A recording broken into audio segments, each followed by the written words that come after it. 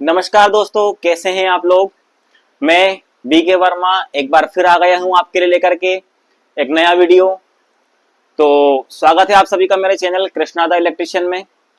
तो मेरे प्यारे दोस्तों भाइयों, अभी तक अगर आपने मेरा चैनल सब्सक्राइब नहीं किया है तो कृपया सब्सक्राइब कर लीजिए, ताकि आपको नए नए वीडियो मैं ऐसे ही बनाता रहूं, जिससे आपको आने वाली जो एग्जाम्स हैं उसमें काफ़ी सहायता मिल सके। तो चलिए दोस्तों, चलते हैं हमारे टॉपिक पे। जिस टॉपिक का पार्ट 1 अपलोडेड है मेरे चैनल में, वो आप देख लीजिए। इसके बाद में ये है पार्ट 2, जिसमें हम बात कर रहे हैं चुंबकीय पद एवं विद्युत चुंबकत्व के बारे में। ठीक है, तो हमने कई प्रकार के अभी पद पढ़ लिए हैं इससे पहले, जो उस वीडियो में डले हुए हैं। अब आज हम बात करते हैं हिस्टेरेसिस के बारे में। आपने ये नाम सुना होगा जहां तक, हिस्टेरेसिस या हिस्टेरेसिस लॉस सुना होगा।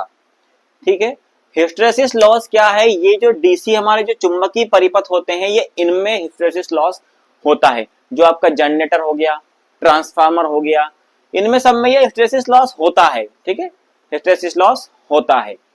तो देखिए, अब ये हिस्टेरेसिस लॉस क्या होता है, यहां पर मैं आपको परिभाषा बता देता हूं इसकी। हिस्टेरेसिस लॉस, जो कोई भी अगर एक लोह चुंबकीय पदार्थ है, यानी मान के चलिए एक लोहे का ये टुकड़ा है, ये कोई लोहे का टुकड़ा है, इसको मैंने मैग्नेटाइज किया। पहले मैंने इसको क्या किया? मैग्नेटाइज किया, यानी कि मैंने इसमें पहले चुंबकीय बल प्रवाहित किया। क्या किया? चुंबक बल। ठीक है, इसमें चुंबकीय बल प्रवाहित किया। कितना? मान के चलिए मैंने 10 किलोग्राम किया। कितना किया बल? 10 किलोग्राम बल इस पर आरोपित किया। ठीक है, और इसमें क्या हुआ फिर? बल लगाने पर इसमें फ्लक्स पैदा हो गया, इंडक्शन फ्लक्स पैदा हुआ। ठीक है, इसके बाद में मैंने वो बल फिर से हटा लिया, 10 किलो बल फिर से हटा लिया। फिर ये क्या हो गया? विचुंबकित हो गया। ठीक है, अब इसमें मान के चलिए जब मैंने चुंबकीय बल लगाया था, उस टाइम में इसमें 5 किलोग्राम फ्लक्स पैदा हुआ। कितना फ्लक्स पैदा हो गया था? 5 किलोग्राम फ्लक्स इसमें पैदा हो गया, उत्पन्न हो गया। जैसे ही मैंने इसको हटाया, तो क्या मेरा 5 किलोग्राम फ्लक्स ही हटा, वापस आया? जब मैंने इसको विचुंबकित किया, बल लगाने पे तो 5 किलोग्राम इसमें उत्पन्न हो गया फ्लक्स, लेकिन क्या जैसे ही मैंने इसको डीमैग्नेटाइज किया, विचुंबकित किया, तो क्या मेरा 5 किलो ही वापस आया? 5 किलो ही वापस आएगा फ्लक्स? नहीं, ये 5 किलोग्राम ना आके शायद जहां तक हम मान लेते हैं 4 किलो वापस आया। कितना आया बाहर? 4 किलो वापस आ गया। इसमें कितना रह गया? 1 किलो रह गया। ठीक है, जैसे ही मैंने इसको डीमैग्नेटाइज किया, इसमें जो 5 किलोग्राम फ्लक्स पैदा हुआ था, उसमें से 1 किलोग्राम फ्लक्स इसमें रह गया और बाकी का बाहर आ गया, मतलब वापस आ गया विचुंबकित। मतलब यहाँ पे 4 किलो था, इधर 1 किलो बचा। ठीक है, इधर 5 किलो था ना, तो यहाँ कितना बचा? 4 किलो बचा। तो देखिए परिभाषा अब समझिएगा। चुंबकन बल से, ठीक है, चुंबकन जो बल है कितना था? 10 किलो। उससे चुंबकीय फ्लक्स जो हमारा इंडक्शन फ्लक्स घनत्व है, फ्लक्स घनत्व, चुंबकन बल H क्या होता है? इंटेंसिटी पढ़ाया था मैंने। चुंबकन बल का में इंडक्शन फ्लक्स घनत्व से आगे होना, या फ्लक्स घनत्व का चुंबकन बल से पिछड़ जाना क्या कहलाता है? हिस्टेरेसिस कहलाता है। सीधी सीधी शब्दों में, चुंबकीय जो इंडक्शन फ्लक्स घनत्व है, उसका चुंबकीय बल से पिछड़ जाना क्या कहलाता है? हिस्टेरेसिस कहलाता है। यानी कि बल तो जो था वही है, 10 किलो का 10 किलो ही है। ठीक है, चुंबकित करो चाहे विचुंबकित करो, लेकिन विचुंबकित करने में मेरा 1 किलोग्राम फ्लक्स घनत्व यहाँ पर कम हो गया, यानी कि पिछड़ गया। कम आया ना बाहर, ये तो 10 किलो आया बाहर चुंबकन बल, ये लेकिन 4 किलो आया। तो कम कौन सा हुआ? फ्लक्स घनत्व कम हो गया, यानी कि इस बल से ये पिछड़ गया। ठीक है, तो चुंबकन फ्लक्स घनत्व का चुंबकन क्षेत्र तीव्रता या उसके चुंबकन बल से पिछड़ जाना चुंबकीय हिस्टेरेसिस कहलाता है, या हिस्टेरेसिस कहलाता है। ठीक है, ये आ गया समझ में आपको। दूसरी चीज देखिए, इसको एक वक्र के माध्यम समझते हैं हम। ठीक है, ये तो होगी इसकी परिभाषा कि मैग्नेटिक जो इंडक्शन फ्लक्स घनत्व का इंडक्शन चुंबकन जो बल है, उस बल से पिछड़ जाना क्या कहलाता है? हिस्टेरेसिस कहलाता है। अब देखिए, इसको एक वक्र के माध्यम से हम समझ लेते हैं। देखिए इसका एक वक्र होता है BH वक्र, जिसको बोलते हैं हम, देखिए एग्जाम में क्वेश्चन आता है कि हिस्टैरिसीस लॉस को ज्ञात करने के लिए उस वक्र का नाम क्या है, तो उस वक्र का नाम होता है BH वक्र। क्या होता है? BH वक्र। देखिए वो कैसा होता है, वो कुछ इस प्रकार से होता है। देखिए ये मेरा यहाँ पर इंडक्शन, ये जो होगा घनत्व का माइनस ये प्लस होगा, ये होगा मेरा यहाँ पर माइनस, यहाँ पर H जो इंटेंसिटी होगी माइनस में होगी, यहाँ पे प्लस होगी। मान के चलिए मैंने यहाँ पर विद्युत चुम्बकन बल लगाया, ये मेरा बल का है, ठीक है, ये मेरा घनत्व का है, ये मेरा बल का है, ये मेरा घनत्व का है, ये माइनस में जाएगा नीचे, ठीक है। तो यहाँ पर जैसे ही मैं बल बढ़ाऊंगा तो मेरा यहाँ पर क्या होगा, मैग्नेटिक फ्लक्स भी बढ़ेगा। कहाँ तक बढ़ेगा? उसकी संतृप्त सीमा तक बढ़ जाएगा। क्या बढ़ जाएगा? यहाँ पे उसका बी मैक्सिमम हो गया, फ्लक्स घनत्व यहाँ मैक्सिमम हो गया। इसको मैंने सैचुरेशन पढ़ाया था, अपनी संतृप्त अवस्था पहुंच गया। अब देखिए यहाँ पे मैंने इसको मैग्नेटाइज किया है। क्या किया है? चुंबकीय बल लगाया है, तो बल की वजह से ये मैग्नेटाइज हो गया, ठीक है। कोई भी यहाँ पे टुकड़ा अगर रखा हो, ये चुंबकीय लो चुंबकीय क्षेत्र में, ठीक है। अब मुझे इसको विचुंबकित करना है, ठीक है। यहाँ पे पहुंचने के बाद अब इसको और चुंबकित में नहीं कर सकता, अब मुझे इसका चुंबकन बल हटाना है। तो क्या चुंबकन बल जिस रास्ते से गया था उसी रास्ते से वापस आएगा? नहीं आएगा, ठीक है, वो नहीं आएगा। वो कहां से होता हुआ आएगा? देखिए जैसे ही मैं विचुंबकित करूंगा तो वो यहां से होता हुआ आएगा इस प्रकार से, ठीक है। ये देखिए ये होता है मेरा BH वक्र, इसको बोलते हैं। यहां पर देखिए ये मेरा BH वक्र होता है, यानी कि यहां पर देखिए ये जो मेरा, इसको कुछ भी नाम दे दो, D दे दो या C दे दो, तो ये जो DC है ना यहाँ पर, ये मेरा अवशिष्ट चुंबकत्व रह गया। जो मैंने बताया था ना 1 किलोग्राम मेरा रह जाता है, वो 1 किलोग्राम यहाँ रह गया। बाकी जो यहाँ मैंने 4 किलोग्राम मेरा जो ये टोटल मेरा 5 किलोग्राम था ना, ये टोटल मेरा फ्लक्स कितना था? 5 किलोग्राम था। यहाँ पे कितना पहुंचेगा वापस में? 4 किलोग्राम पहुंचा, ठीक है। यहाँ से मैंने, लेकिन बल जो मैंने लगाया था 10 किलोग्राम, यहाँ पे बल जो मैंने 10 किलोग्राम लगाया था, रिवर्स में भी बल मेरा 10 किलोग्राम ही लगेगा। तो चुंबकन बल तो वही का वही है, लेकिन यहाँ पे क्या घट गया? चुंबकीय फ्लक्स का मान घट गया, यानी कि उसका इकाई क्षेत्रफल घट गया, यानी कि फिर उसका डेंसिटी घट गई, घनत्व उसका कम हो गया। तो ये जो है ये है अवशिष्ट चुंबकत्व। तो यही होता है मेरा BH वक्र, ठीक है। तो चुंबकन बल से चुंबकीय फ्लक्स घनत्व का पिछड़ जाना क्या कहलाता है? हिस्टैरिसीस कहलाता है। देखिए अब बात करता हूं मैं इस अवशिष्ट चुंबकत्व की। देखिए ये बहुत ध्यान सुनना आप, ये क्वेश्चन आपने एक नाम सुना होगा, ये क्वेश्चन आता है एग्जाम में, उसको बोलते हैं निग्राहिता, ठीक है। निग्राहिता क्या होती है? कोरियोसिटी क्या होती है? तो निग्राहिता देखिए, ये जो अवशिष्ट चुंबकत्व है ना, अब भाई उसमें जो शेष, उस जो लोहे के टुकड़े में शेष चुंबकत्व जो रह गया है, उसको मुझे यहाँ से खत्म करना है, उसको वहां से हटाना है। तो उस लोह चुंबकीय पदार्थ में, उस मैग्नेटिक पदार्थ में से इस अवशिष्ट चुंबकत्व को, ये जो है ना D और DC, ये अवशिष्ट चुंबकत्व को समाप्त करने के लिए, ठीक है, जो बल लगाया जाता है, समाप्त करने के लिए जो बल लगाया जाता है, उसको हम बोलते हैं निग्राहिता बल, निग्राहिता, ठीक है, या कोरियोसिटी बोलते हैं उसको, कोरियोसिटी, उसको बोलते हैं कोरियोसिटी, ठीक है। तो हिस्टैरिसीस क्या हो गया आप समझ गए, निग्राहिता क्या हो गया? अवशिष्ट चुंबकत्व को समाप्त करने के लिए जिस बल की आवश्यकता होती है उस बल को हम कहते हैं निग्राहिता, ठीक है। अब देखिए हिस्टैरिसीस लॉस, आपने सुना होगा हिस्टैरिसीस लॉस के बारे में, एग्जाम में क्वेश्चन यहीं से बनते हैं। हिस्टैरिसीस जो लॉस होता है, जो लॉस हो गया मेरा, वो लॉस क्या होता है? ये अधिकतर हमारे जनरेटर, अल्टरनेटर, मोटर्स वगैरह में होते हैं। देखिए ये पूरी जो प्रक्रिया हो गई, ये जो पूरी प्रक्रिया हो गई, इसी पूरी प्रक्रिया को हम क्षति कहते हैं। ये चीज कोई काम नहीं आई, कैसे नहीं आई? देखिए किसी भी लोह चुंबकीय पदार्थ को चुंबकित करने और फिर विचुंबकित करने, देखिए यहां समझना, किसी लोह चुंबकीय पदार्थ को चुंबकित करने और विचुंबकित करने, एक प्रक्रिया तो मेरी ये हो गई थी। दूसरी प्रक्रिया इसमें क्या हुई थी? इस अवशिष्ट चुंबकत्व को समाप्त करने। देखिए ये भी एक बल लगाया मैंने, विद्युत का खर्चा किया। देखिए खर्चा फर्स्ट कौन सा हो गया मेरा? पहला खर्चा तो मेरा इसको चुंबकित और विचुंबकित करने में हो गया। दूसरा खर्चा मेरा जो रेसिडुअल मैग्नेट था, दूसरा खर्चा कौन सा हो गया? जो ये अवशिष्ट चुंबकत्व था, इसको समाप्त करने के लिए भी मुझे एक बल की आवश्यकता पड़ी। तो इन दोनों बल, ये जो दोनों खर्चा हुआ है, इन दोनों खर्चा में जो विद्युत शक्ति का जो हानि हुई है, जो लॉस हुआ है, जो बल लगाना पड़ा है, उसी को बोलते हैं हम हिस्टैरिसीस लॉस, ठीक है, उसी को हम बोलते हैं हिस्टैरिसीस लॉस। इन दोनों चीजों को, ठीक है, किसी भी पदार्थ को, चुंबकीय पदार्थ को चुंबकित करने और विचुंबकित करने के लिए तथा उस पदार्थ में से अवशिष्ट चुंबकत्व को समाप्त करने के लिए जितनी विद्युत शक्ति का खर्चा हुआ है, जितनी विद्युत शक्ति व्यय हुई है, उस व्यय को हम क्या कहते हैं? Hysteresis loss. क्या कहेंगे हम?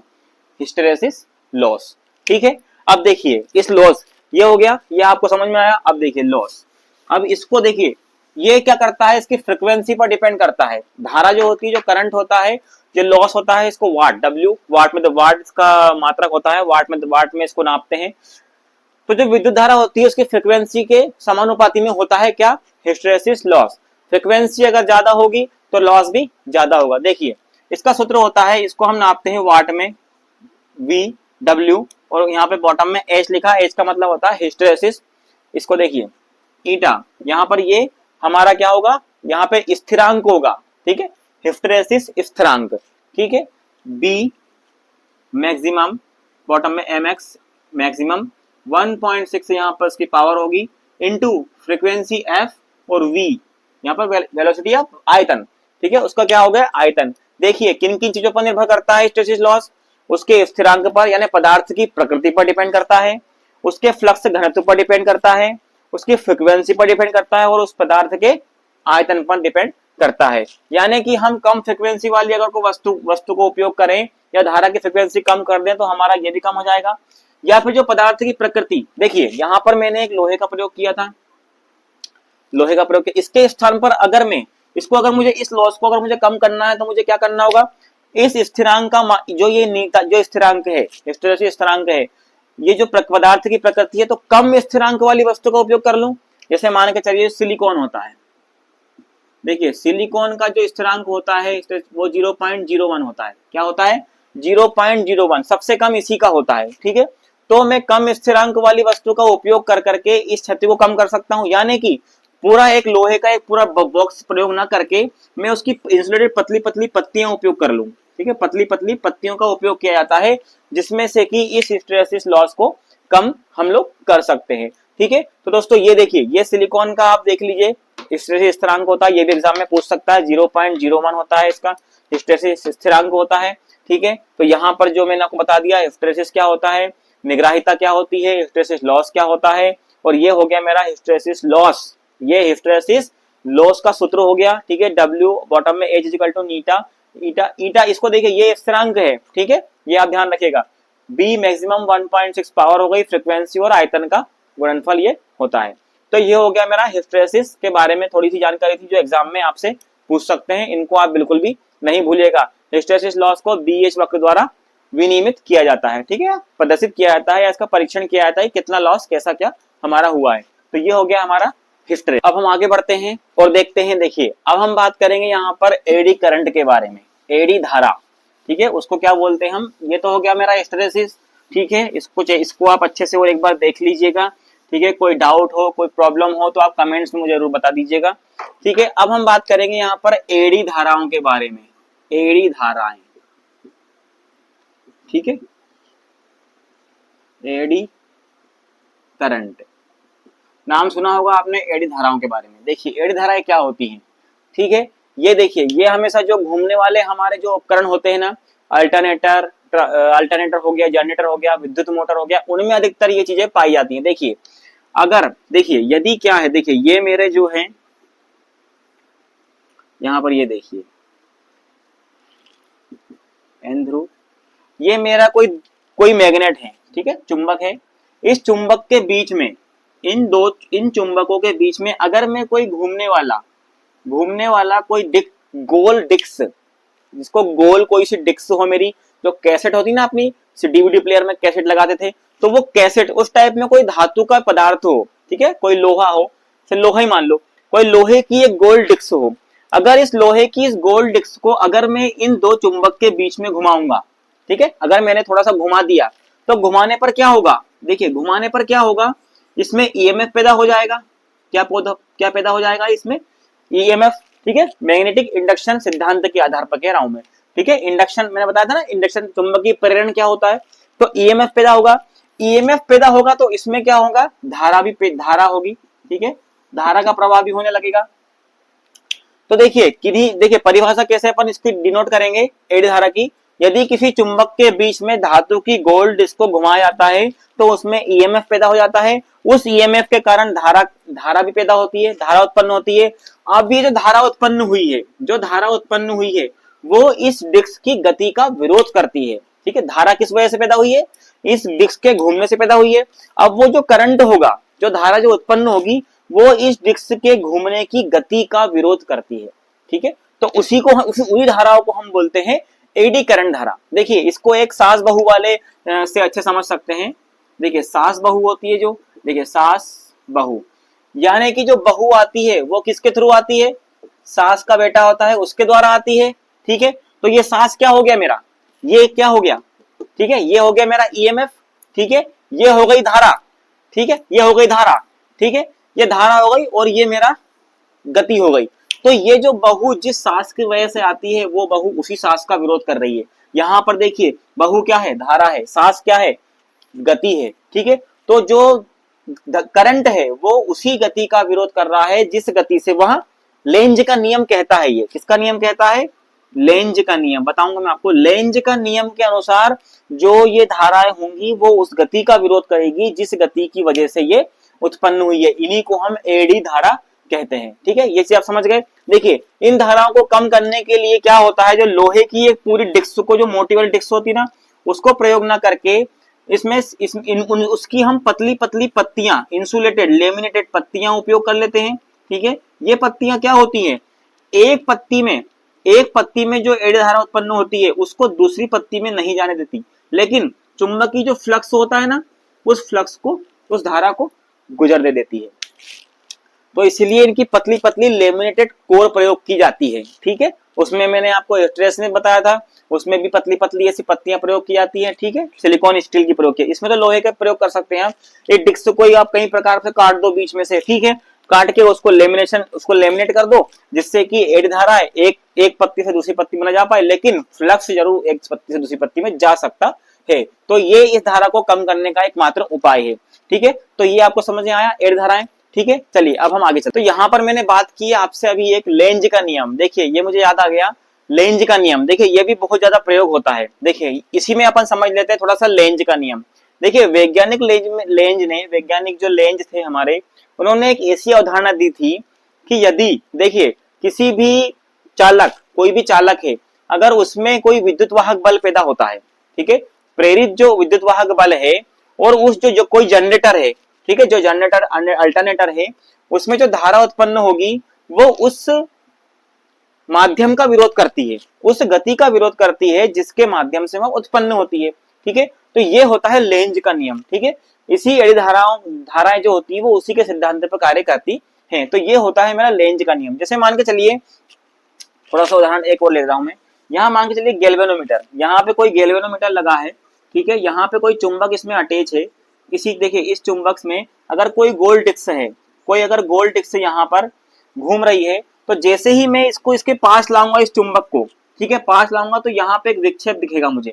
ठीक है, क्यों दिखेगा, क्योंकि देखिए, जो प्रेरित विद्युत वाहक बल है, वो जो धारा की दिशा है वो विपरीत हो जाती है। क्या हो जाती है, और जैसे ही दूर ले जाऊंगा उसको तो विपरीत हो जाएगी। तो फिर एक, मतलब पास लाने पर भी विक्षेप दर्शाएगा और दूर लाने पर भी गैल्वेनोमीटर में विक्षेप, मतलब दोनों ही कंडीशन में ये विक्षेप दिखाएगा। इसका मतलब ये होता है कि प्रेरित जो धारा है, जो उस जनरेटर में या उस अल्टरनेटर में जो धारा उत्पन्न हो रही है, वो उस प्रेरित विद्युत वाहक बल के विपरीत दिशा में हो रही है, या उस गति के विपरीत दिशा में हो रही है। ठीक है, मतलब उसी माध्यम का विरोध कर रही है जिस माध्यम से वह धारा उत्पन्न हुई है। तो यही होता है लेंज का नियम। ठीक, अब हम बात कर लेते हैं कुछ चुंबकीय हमारे पदार्थ के बारे में। ठीक है, चुंबकीय पदार्थ। देखिए, हमने चुंबकीय पद अभी लगभग पढ़ लिए हैं। इसके बाद में हम विद्युत चुंबकत्व के ऊपर भी आने वाले हैं।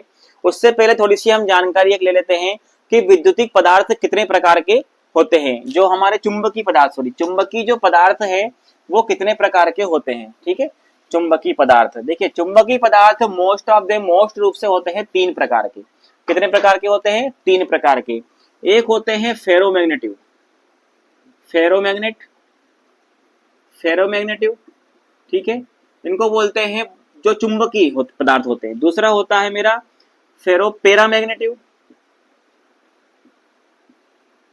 पैरामैग्नेटिव, ठीक है। तीसरा होता है मेरा डाईमैग्नेटिव। देखिए, जिस प्रकार से विद्युत परिपथ में भी मैंने बताया था, जो पदार्थ बताए थे उसमें 3 प्रकार बताए थे कि एक तो होते हैं चालक, एक होता है कौन सा हमारा सेमीकंडक्टर, एक होता है बिल्कुल इंसुलेटर। तो ये भी उसी प्रकार से इनको आप कह सकते हैं। ठीक है, इनको बोलते हैं लोह चुंबकीय पदार्थ, इनको बोलते हैं अनुचुंबकीय पदार्थ, इनको बोलते हैं प्रतिचुंबकीय पदार्थ। ठीक है, उसी प्रकार से देखिए फेरोमैग्नेटिक यानी कि चालक, जो बिल्कुल कंडक्टर होते हैं, यानी कि इनकी जो चुंबकशीलता होती है, चुंबकशीलता मतलब विद्युत मैग्नेट परिपथ में चुंबकशीलता और विद्युत परिपथ में चालकता, तो इनकी जो चुंबकशीलता होती है वो 1 से लेके 1000 तक होती है। कितनी होती है? 1 से लेकर 1000 तक इनकी चुंबकनशीलता होती है। ठीक है, ये हो गया मेरा चालक। ये हो गया मेरा सेमीकंडक्टर। इस प्रकार से विद्युत परिपथ में सेमीकंडक्टर होते हैं ना, वैसा देखिए इसका इसका उदाहरण आप समझ लीजिए, लोहा हो गया मेरा, ठीक है, लोहा हो गया, इस्पात हो गया, ठीक है, निकिल हो गया, कोबाल्ट हो गया, ये सब क्या है? निकिल कोबाल्ट, ये सब मेरा फेरोमैग्नेटिव पदार्थ में आता है, यानी कि लोह चुंबकीय पदार्थ में आता है। हिंदी में लिख देता हूं मैं लोह चुंबकीय, जो लोह चुंबक पदार्थ को चिपका लेते हैं अपने पास, ठीक है, या आकर्षित कर लेते हैं। पैरामैग्नेटिव, देखिए पैरा का मतलब ये होता है जो चुंबकीय पदार्थ हैं भी और नहीं भी। जिस प्रकार से विद्युत परिपथ में सेमीकंडक्टर्स होते हैं ना, उसी प्रकार इनमें भी यही होता है। ये क्या होता है, सामान्य अवस्था में तो ये प्रतिचुंबकीय जो पदार्थ होते हैं या जो इंसुलेटर होते हैं उस प्रकार से व्यवहार करते हैं। लेकिन अगर ये निर्वात में, देखिए उसमें क्या होता है, अपन अशुद्धि मिलाते हैं, लेकिन इनको अगर हवा की अनुपस्थिति में ये क्या होते हैं, इनकी जो चुंबकशीलता होती है वो 1 से लगभग 1 या 1 से कम होती है। ठीक है, 1 या होती है, लेकिन 1 या 1 से कम ही होती है। तो ये क्या होते हैं, पैरामैग्नेटिक या अनुचुंबकीय। ठीक है, यहां पर लिख देता हूं मैं अनुचुंबकीय, अनुचुंबकीय, ठीक है, पैरामैग्नेटिव। तो इसका आप उदाहरण ले लीजिए, मान के चलिए मेरा तांबा ले लीजिए, ठीक है, एल्यूमिनियम ले लीजिए, एल्यूमिनियम ले लीजिए, ठीक है, और मैग्नीज ले लीजिए, ठीक है, मैग्नीज हो गया मेरा। तो ये क्या होता है, सामान्य अवस्था में तो ये बिल्कुल, ये मान के चलिए कि डायमैग्नेटिक पदार्थ होते हैं, लेकिन जैसे अगर निर्वात में इनको ले जाया जाए तो ये तांबा, एल्यूमिनियम, मैग्नीज जो होता है ये हमारा लगभग चुंबक से आकर्षित हो जाता है। तो उनकी जो परमेबिलिटी, जो उनकी ये होती है चुंबकशीलता जो होती है, परमेबिलिटी, वो 1 से 1 होती है या थोड़ी बहुत 1 से अधिक ही होती है, मतलब ज्यादा तो नहीं होती और 1 से कम भी हो सकती है। आगे आता है मेरा डायमैग्नेटिक पदार्थ। देखो ये पूर्णतः इंसुलेटरी होते हैं। जिस प्रकार से विद्युत परिपथ में इंसुलेटर होते हैं जो धारा को अपने अंदर से गुजरने तो नहीं देते, साथ में अगर गुजर रही हो तो उसको भी कम कर देते हैं, उसी प्रकार ये क्या होते हैं, ये अपने अंदर से फ्लक्स को गुजरने तो नहीं देते, साथ में जो मैग्नेटिक जो चुंबकीय क्षेत्र होता है उसको समाप्त कर देते हैं। तो इसमें देखिए, इसमें कई प्रकार के आ गए। इसमें मेरा पीतल हो गया, ठीक है, पीतल, लकड़ी वगैरह, जैसे आप नॉन मेटल की अगर बात कर लें तो लकड़ी वगैरह तो नहीं आएगा उसमें, लेकिन पीतल वगैरह जो अपना होता है ना, ये बिल्कुल डायमैग्नेटिक पदार्थ होता है। ठीक है, क्या होता है, इसको बोलते हैं प्रतिचुंबकीय, जो बिल्कुल भी कहीं से कहीं तक चुंबक का कार्य नहीं करते हैं, उनको बोलते हैं हम प्रतिचुंबकीय। ठीक है, अनुचुंबकीय, लोह चुंबकीय, तीनों में आपको बता दिया। इनकी परमेबिलिटी होती है क्या, देखिए परमेबिलिटी यानी चुंबकशीलता, इसको लिख देता हूं मैं चुंबकशीलता। इनकी चुंबकशीलता 1 से 1000 तक होती है, इनकी 1 से कम या 1 से थोड़ी सी अधिक हो सकती है।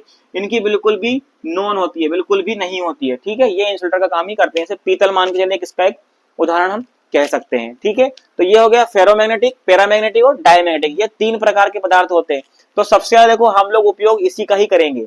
ठीक, किसका करते हैं, फेरोमैग्नेटिक पदार्थ का ही करते हैं। ठीक है, देखिए सिलिकॉन, स्टील, सिलिकॉन का भी करते हैं, क्योंकि सिलिकॉन क्या है, एक सेमीकंडक्टर है। ठीक है, वो मिश्र धातु है, उसका उपयोग भी तो वो हमारा पैरामैग्नेटिक में आ जाती है। ठीक है, जैसे हमारे ट्रांसफार्मर, अल्टरनेटर्स में हम क्या सिलिकॉन स्टील की पतली पतली पत्तियां भी उपयोग करते हैं। तो ये दोनों चीज होती है। ये तो देखिए ये एक ऐसी चीज हो गई जो एक समझने के माध्यम से है। जिस प्रकार से विद्युत परिपथ में जो हमारा कंडक्टर होता है, ठीक है, सेमीकंडक्टर होता है, इंसुलेटर होता है, उसी प्रकार से इसमें फेरोमैग्नेटिक पदार्थ होता है, पैरामैग्नेटिक पदार्थ होता है और डायमैग्नेटिक होता है। ठीक है, ये हो गया मेरा लोह चुंबकीय पदार्थ, ये हो गया अनुचुंबकीय, ये हो गया प्रतिचुंबकीय। यानी कि उदाहरण मैंने ये आपको इतने इतने लगभग होते हैं, ये आपको बता दिया है। ठीक है, तो ये मेरे विद्युत जो मेरा चुंबकीय पदार्थ हो गए, क्या हो गए मेरे ये आपके चुंबकीय पदार्थ। ठीक है, 3 प्रकार के। ठीक है, चलिए अब आगे बढ़ते हैं। हो गया मेरे विद्युत चुंबकीय जो पद है वो हो गए। अब हम आते हैं विद्युत चुंबकत्व पर। देखिए विद्युत चुंबकत्व, देखिए दोस्तों, इसमें कुछ ऐसे पार्ट्स दिए हुए हैं, कुछ टॉपिक ऐसे दिए हुए हैं इसी के अंदर चैप्टर, कि उसमें चुंबक के बारे में बताया गया है, प्राकृतिक चुंबक, कृत्रिम चुंबक बनाने की विधियां भी है इसमें, तो वो हमारे लिए इतनी इंपॉर्टेंस नहीं है, क्योंकि उसमें एकल स्पर्श विधि, दोहरी स्पर्श विधि, सबसे मेन हमें जो विधि याद करना है वो हमें याद करना रहती है हमारे विद्युत चुंबकत्व की। क्योंकि देखिए जो प्राकृतिक चुंबक होते हैं वो इतने शक्तिशाली नहीं होते हैं, ठीक है, उनको शक्तिशाली बनाने के लिए उसमें विद्युत की आवश्यकता पड़ती ही पड़ती है, क्योंकि इलेक्ट्रॉन की आवश्यकता, इलेक्ट्रॉन क्या है, एक बल ही है, ठीक है। तो यहाँ पर हम बात कर रहे हैं विद्युत चुंबकत्व की। ये एक ऐसा चुंबक होता है जिसको कि अपनी आवश्यकता के अनुसार जितना अधिक ताकतवर हम बना सकते हैं उतना अधिक ताकतवर बना सकते हैं, लेकिन प्राकृतिक चुंबक को नहीं बना सकते, ठीक है।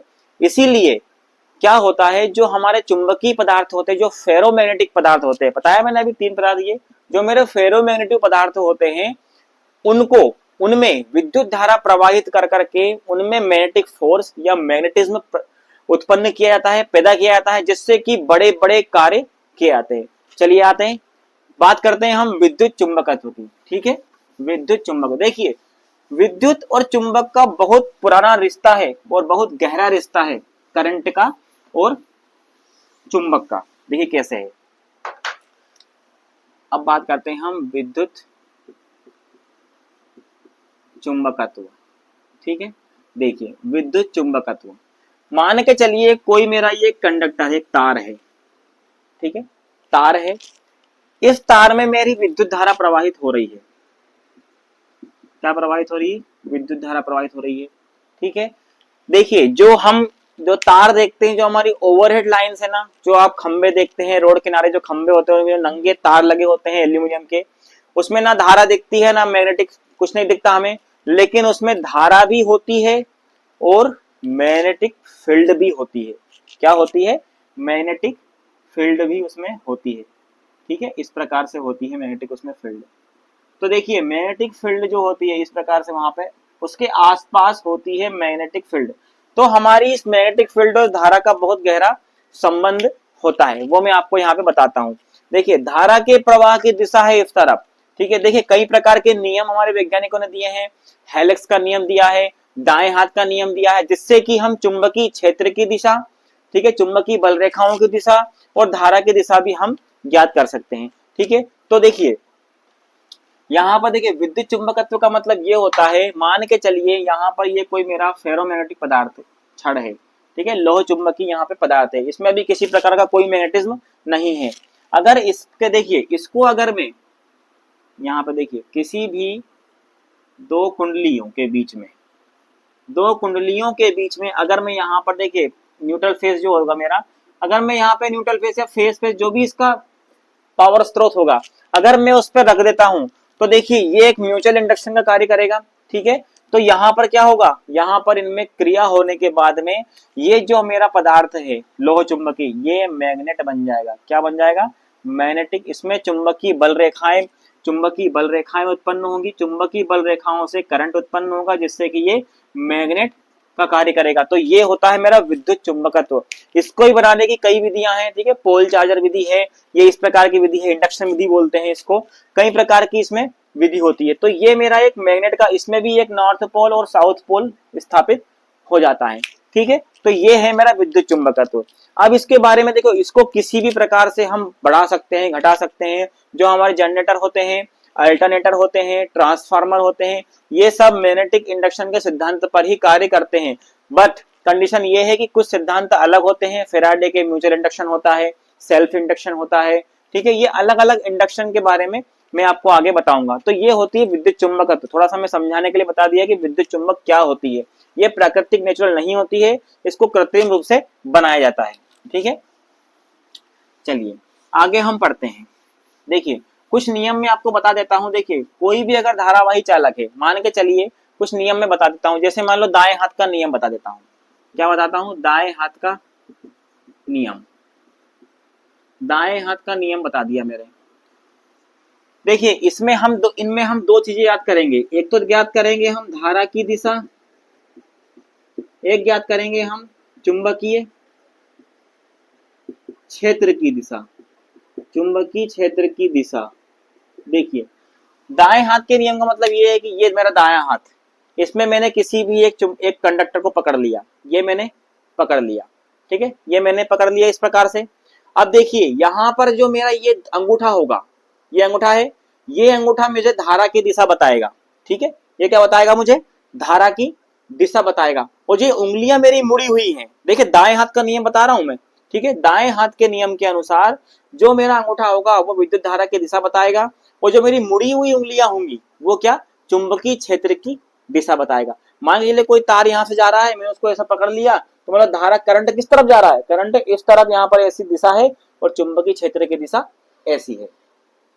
ऐसा पकड़ूंगा तो मेरी चुंबकीय क्षेत्र की दिशा विपरीत हो जाएगी और धारा की दिशा भी बदल जाएगी। तो एग्जाम में क्वेश्चन इस प्रकार आता है, अगर किसी भी छड़ की, अगर कोई भी कंडक्टर है, अगर उसकी चुंबकीय क्षेत्र की दिशा बदल दी जाए तो क्या धारा की दिशा बदलेगी, या धारा की दिशा बदल दी जाए तो चुंबकीय क्षेत्र की दिशा बदलेगी, तो हाँ जरूर बदलेगी, दोनों की दिशा चेंज हो जाती है। तो ये होता है मेरा दाएं हाथ का नियम। इसमें एक और नियम आता है, देखिए कार्क स्क्रू का नियम, कार्क स्क्रू, कार्क स्क्रू नियम भी आता है, ठीक है। इसको हम देखिए, ये जो पेंच का नियम, पेंच नियम भी बोलते हैं, ठीक, क्या बोलते हैं, पेंच नियम। इसमें क्या होता है, मान के चलिए ये कोई, ये मेरा कोई स्क्रू है, ठीक है, ये मेरा कोई एक स्क्रू है, ठीक है, इसको मैं ऐसे देखिए कस रहा हूं, तो जिस दिशा में मैं आगे बढ़ रहा हूं कसने के लिए वो धारा की दिशा हो गई, और जिस दिशा में ये घूम रहा है ना दक्षिणावर्त, वो हो गई मेरी चुंबकीय क्षेत्र की दिशा, ठीक है, ये हो गई मेरी चुंबकीय क्षेत्र की दिशा। और यहाँ जिस दिशा में मैं आगे बढ़ रहा हूं उसको कसने के लिए, ठीक है, कसने के लिए आगे बढ़ रहा हूं, तो ये हो गई मेरी किसकी दिशा, धारा की दिशा। अब जैसे ही मैं इसको वामावर्त घुमाऊंगा या एंटी क्लॉकवाइज घुमाऊंगा तो मेरी चुंबकीय क्षेत्र की दिशा भी बदलेगी, साथ साथ मेरी धारा की दिशा भी बदल जाएगी। तो ये होता है कार्क स्क्रू का नियम। तो इस प्रकार से कई ये नियम है जो कुछ नियम है, मैं उसके बारे में आपको बता देता हूं, ठीक है। एक तो हो गया मेरा दाएं हाथ का नियम, एक हो गया मेरा कार्क स्क्रू का नियम, ठीक है। यहाँ पर जो स्क्रू होता है, वो स्क्रू को जिस तरफ मैं कस रहा हूँ, जहां पे वो कस रहा हूं और जिस दिशा में मैं आगे बढ़ रहा हूं वो तो मेरी धारा की दिशा हो गई, और जिस दिशा में उसको खोल रहा हूं या कस रहा हूं, ठीक है, वो हो गई मेरी चुंबकीय क्षेत्र की दिशा। तो ये हो गया मेरा कार्क स्क्रू का नियम। इसमें एक नियम और आप याद रख लीजिएगा, मोस्ट आईएमपी आता है वो भी, देखिए कभी कभी एग्जाम में पूछता है कि किसी भी चुंबक के नॉर्थ पोल को ज्ञात करने के लिए कौन से नियम का उपयोग किया जाता है। तो देखिए उसके लिए हम कौन सा नियम लगते हैं, वो उसको बोलते हैं हम हेलिक्स का नियम। कौन सा नियम बोलते हैं हम उसको, हेलिक्स का नियम, ठीक है। हेलिक्स वैज्ञानिक थे हमारे हेलिक्स, उसका नियम होता है। देखिए उनका नियम किस प्रकार का था, जैसे मान के चलिए ये कोई मेरा एक कंडक्टर है, ठीक है, या मैग्नेट है, या कोई भी इलेक्ट्रोमैग्नेट है, इसको मैंने अगर इस प्रकार पकड़ा है, ठीक है, देखिए इसमें आप विशेष ध्यान रखना, इनमें जो दो नियम बताया ना मैंने आपको, धारा जो अपना दाएं हाथ का नियम बताया और कार्क स्क्रू का नियम बताया, उससे थोड़ा सा डिफरेंस है, क्योंकि इसमें मुझे नॉर्थ पोल ज्ञात करना है। देखिए इसमें क्या होगा, इसमें जो मेरी मुड़ी हुई उंगलियां हैं, किस नियम में, इस नियम में, हेलिक्स के नियम में, हेलिक्स के नियम में क्या होगा, जो मुड़ी हुई उंगलियां होंगी मेरी, वो मेरी धारा की दिशा बताएगी। क्या बताएगी, धारा की दिशा बताएगी, ना कि चुंबकीय क्षेत्र की दिशा। इसमें थोड़ा सा ध्यान रखना, बाकियों में मुड़ी हुई उंगलियां क्या बता रही थी, चुंबकीय क्षेत्र की दिशा, लेकिन इसमें जो मेरी मुड़ी हुई उंगलियां दिख रही है ना, ये मेरी मुड़ी हुई उंगलियां दिखाएंगी काय की दिशा, विद्युत धारा की दिशा। और जो मेरा अंगूठा है उन नियमों में क्या बता रहा था, धारा की दिशा बता रहा था, लेकिन इसमें ये नॉर्थ पोल को इंगित करेगा। किसको इंगित करेगा, नॉर्थ पोल, यानी कि मेरा ये नॉर्थ पोल होगा इस मैग्नेट का, ये कौन सा होगा, फिर साउथ पोल होगा। तो नॉर्थ, तो हमारी जहां पे हमें धारा की दिशा दिखाई देगी, अगर हमने ऐसा पकड़ लिया इसको, तो धारा की दिशा हमारी बदली और नॉर्थ पोल हमारा इस तरफ आ गया। मतलब जिस तरफ नॉर्थ पोल होगा वो उसी तरफ होगा, वो चेंज एक्सचेंज नहीं होगा। हाँ, धारा की दिशा अगर आपने बदल दी तो हमारा पोल की दिशा भी बदल जाएगी, ठीक है। तो ये हो गया मेरा किसका नियम, ये वैज्ञानिक हेलिक्स का नियम है, जिससे कि हम नॉर्थ पोल ज्ञात करते हैं। याद रखना आप, दाएं हाथ के नियम और हेलिक्स और जो हमारा कार्क स्क्रू का नियम है, उससे हम धारा की दिशा और चुंबकीय क्षेत्र की दिशा ज्ञात करते हैं। जो हमारा ये नियम है हेलिक्स का, उसके द्वारा हम नॉर्थ पोल हमारा कौन सा है, उस दिशा किस दिशा में है, वो हम ज्ञात करते हैं, ठीक है। तो ये हमारे इस प्रकार के नियम है। अब हम आगे चलते हैं, चलिए अब हम बात कर लेते थोड़ा सा इंडक्शन के बारे में, ठीक है। तो ये सब हेलिक्स के नियम वगैरह सब आपको याद रखना है, ठीक है। ये हमें धारा की दिशा, चुंबकीय क्षेत्र की दिशा और नॉर्थ पोल वगैरह जो ज्ञात करने के लिए उपयोगी होते हैं। अब हम बात करें थोड़ा सा इंडक्शन के बारे में। किसके बारे में बात कर लेते हैं, इंडक्शन। देखिए अपन ने घर में अपन सब यूज करते हैं ना, दुकान पे जाते क्या बोलते हैं, इंडक्शन कितने का है या इंडक्शन है कि नहीं। तो वो इंडक्शन क्या होता है वो बता देता हूँ। इसको बोलते हैं हम मैग्नेटिक इंडक्शन।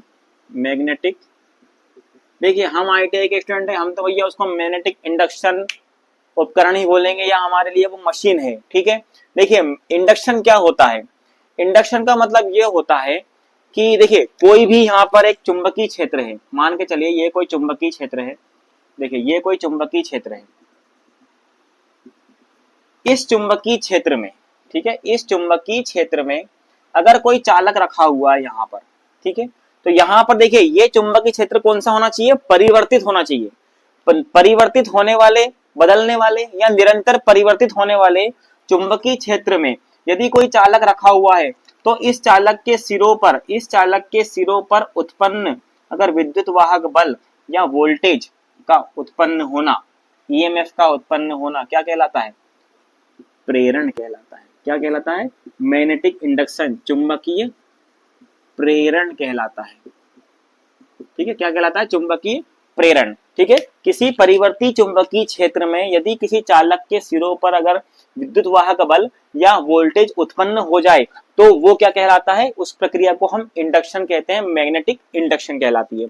देखिए मैग्नेटिक इंडक्शन जो होता है परिवर्ती होना चाहिए, यानी चुंबकीय क्षेत्र की दिशा प्रतिपल बदलनी चाहिए, तभी जाके उसमें EMF पैदा होगा।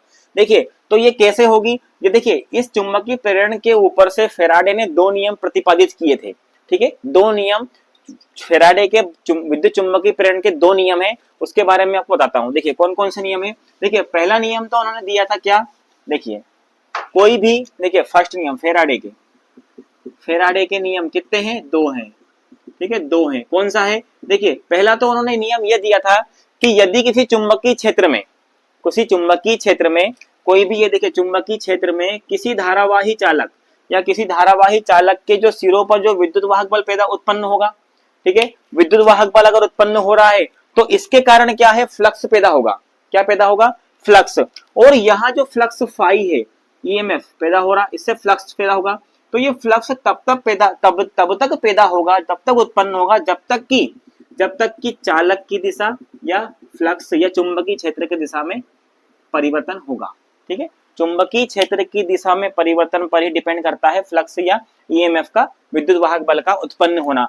तो जब तक ये EMF तब तक अस्तित्व में रहता है, जो यह धारावाही चालक है इसमें जो EMF पैदा हुआ है वो EMF तब तक अस्तित्व में रहता है जब तक कि चुंबकीय क्षेत्र, जो चुंबकीय बल रेखाएं हैं, ये चुंबकीय क्षेत्र है या जो चालक है उसकी दिशा में परिवर्तन होता रहेगा।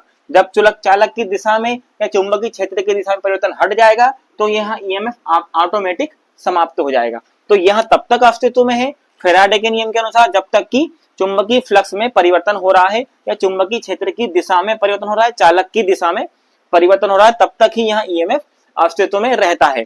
ठीक है, एक नियम तो इनका ये हो गया। दूसरा नियम उन्होंने ये दिया था कि जो धारावाही चालक में जो इंड्यूस्ड EMF है, प्रेरित विद्युत वाहक बल है, ठीक है, उसका जो मान होता है उसमें जो फ्लक्स परिवर्तन हो रहा है, फ्लक्स परिवर्तन φ2 से φ1 फ्लक्स परिवर्तन की दर के व्युत्क्रमानुपाती होता है। क्या होता है, व्युत्क्रमानुपाती होता है। किसी भी चुंबकीय क्षेत्र में रखे हुए धारावाही चालक में जो इंड्यूस्ड EMF है वो जो होगा वो हमारे फ्लक्स में परिवर्तन की दर के व्युत्क्रमानुपाती, समानुपाती होता है। E = -n d∅dt। इसका मतलब ये होता है, देखिए ये इसका सूत्र होता है।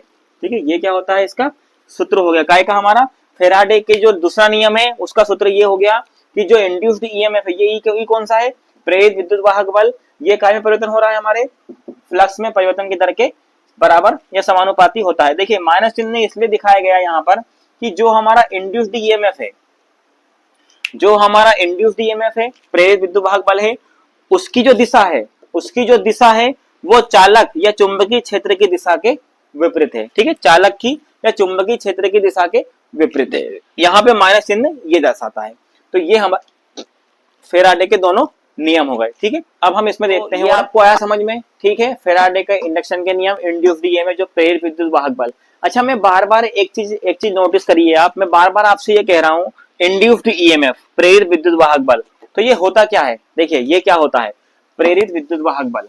जो इंडक्शन की जो प्रक्रिया हो रही ना, जो प्रेरण की जो प्रक्रिया हो रही है उसके माध्यम से जो ईएमएफ पैदा हो रहा है, ठीक है, प्रेरित विद्युत प्रेरित विद्युत वाहक बल, प्रेरित विद्युत वाहक बल, ठीक है, इंड्यूस्ड ईएमएफ जो है हमारा वो क्या है, जो ये प्रेरण जो इंडक्शन की प्रक्रिया के द्वारा जो ईएमएफ पैदा हो रहा है, उत्पन्न हो रहा है, उसी को हम बोलेंगे इंड्यूस्ड ईएमएफ।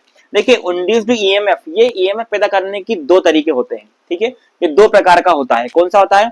एक तो गतिज होता है और एक होता है स्थितिज, ठीक है। देखिए गतिज कैसा होता है?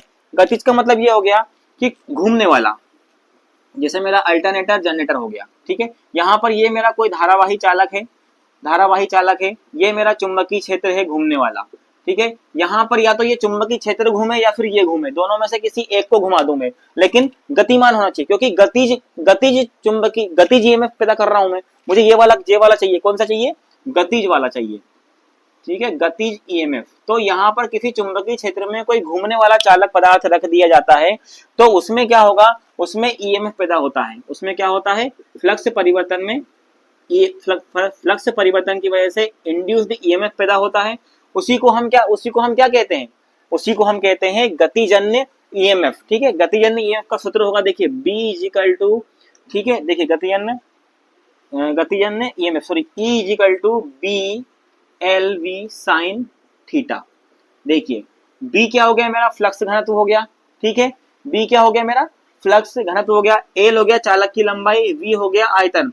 देखिए साइन थीटा क्या होता है? ये आता है एग्जाम में, ये एक एग्जाम में पूछा जा चुका है कि गतिजन्य ईएमएफ में साइन थीटा का मतलब क्या होता है? इसका मतलब ये होता है जो प्रेरित विद्युत वाहक बल है, जो प्रेरित ईएमएफ है उसकी दिशा और फ्लक्स में परिवर्तन की दिशा की कोण की ज्या को दर्शाता है। कोण की ज्या है किसमें?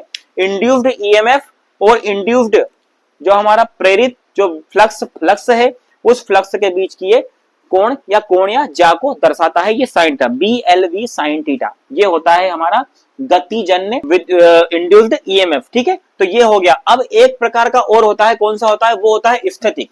कौन सा होता है? गतिज की जगह वो होता है स्थितिक, ठीक है। BLV साइन थीटा ये हो गया मेरा कौन सा? गतिजन्य हो गया।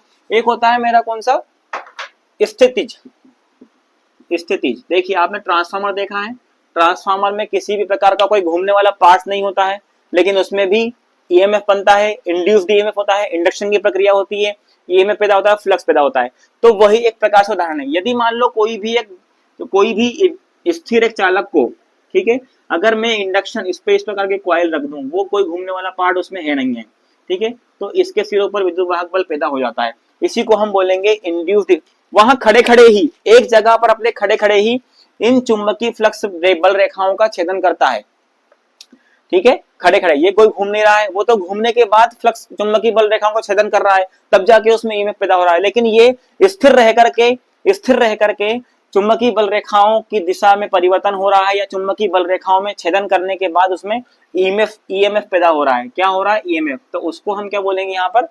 उसको बोलेंगे स्थितिज विद्युत वाहक बल, ठीक है, स्थितिज। ये स्थिति प्रकार का होता है। तो यहाँ पर आप समझिए ट्रांसफार्मर होता है मेरा, तो ट्रांसफार्मर इसी के सिद्धांत पर कार्य करता है। देखिए ये भी दो प्रकार के होता है। जो स्थितिज जो होता है ना, वो भी दो प्रकार का होता है। एक होता है स्वप्रेरण, एक होता है अन्योन्य प्रेरण, ठीक है। देखिए स्वप्रेरण तो यही हो गया, इसके ऊपर मैंने कॉइल लपेट दी तो ये स्वयं मतलब अपने आप में ही ईएमएफ पैदा करेगा। अन्योन्य प्रेरण का मतलब ट्रांसफार्मर में जो कॉइल्स होती है, ठीक है, यहाँ पे दो कॉइल लगी होती है, इसमें किसी अगर एक कॉइल में अगर मान लो मैंने विद्युत वाहक बल दे दिया या वोल्टेज सप्लाई दे दी, तो इसमें ऑटोमेटिक ही विद्युत वाहक बल पैदा होने लगता है, क्योंकि ये है अन्योन्य प्रेरण, किसी दूसरे से द्वारा प्रेरित हुआ है, मतलब ये इससे प्रेरित हो जाता है। तो ट्रांसफार्मर तो हमारा इसी सिद्धांत पर कार्य करता है, ठीक है, अन्योन्य प्रेरण के सिद्धांत, फेराडे के म्यूचुअल इंडक्शन के सिद्धांत पर हमारा ट्रांसफार्मर कार्य करता है। उसके बारे में आगे पढ़ेंगे, इसके बारे में पूरी की पूरी जानकारी मैं आपको वहां पर दूंगा, ठीक है। देखिए इसका सूत्र जो होता है, इसका सूत्र भी उसी प्रकार होता है, E = -N L होता है, ये L d∅dt। यहाँ पे देखिए माइनस का मतलब यही होगा। देखिए एक तो ये हो गया, ये हो गया मेरा कौन सा? स्वप्रेरण, सेल्फ इंडक्शन वाला, ये सूत्र हो गया E = -M d∅dt। देखिए इसका मतलब ये माइनस का मतलब यही होता है, जो इंड्यूस्ड ईएमएफ है उसकी दिशा फ्लक्स की दिशा के विपरीत होगी। ये हमेशा आप याद रखना, क्योंकि एग्जाम में ये माइनस चिन्ह का बहुत रोल होगा। ये भी आपसे एग्जाम में पूछ सकता है कि बताइए इस सूत्र में इस माइनस का मतलब क्या है। तो माइनस का मतलब ये है कि जो इंड्यूस्ड ईएमएफ की जो दिशा होती है ना, वो फ्लक्स परिवर्तन की दिशा के विपरीत होती है। ठीक है, यहाँ पे एल हो गया, ठीक है, ये सेल्फ इंडक्शन का हो गया, एम यानी म्यूचुअल इंडक्शन का हो गया, और बाकी मैंने आपको बता ही दिया था। स्थिति जो मेरा गतिजन्य ईएमएफ होता है उसका सूत्र होता है E equal to BLV sine theta. Sine theta क्या होता है, देखिए जो फ्लक्स, जो हमारा विद्युत वाहक बल और जो फ्लक्स है उसकी कोण, उसकी जिया को बताता है। ठीक है, ठीक है। तो यहाँ पर देखिए चालक की, अब इस प्रकार भी बोल सकते हैं उस जो साइन थीटा होता है उसको, कि हमारी चालक की दिशा हो गई और फ्लक्स की दिशा के बीच का कोण। देखिए चालक की दिशा याद रखना, आप ये भी कह सकते हैं उसको, चालक की दिशा और फ्लक्स की दिशा के बीच का जो कोण होता है वो होता है साइन थीटा। ठीक है, उसको बोलते हैं साइन थीटा। तो यहाँ पर देखिए ये हो गया हमारा विद्युत प्रेरित विद्युत वाहक बल जो इंड्यूस्ड ईएमएफ होता है, कितने प्रकार से होता है, कितने प्रकार का होता है। सेल्फ इंडक्शन बता दिया मैंने आपको, म्यूचुअल इंडक्शन बता दिया मैंने आपको। ठीक है, सेल्फ इंडक्शन और म्यूचुअल इंडक्शन को हम आगे और पढ़ेंगे, क्योंकि ये चीजें हमें आगे भी बहुत सारी उसमें आना है। जो हम ट्रांसफार्मर के पढ़ेंगे उनमें भी आएगा।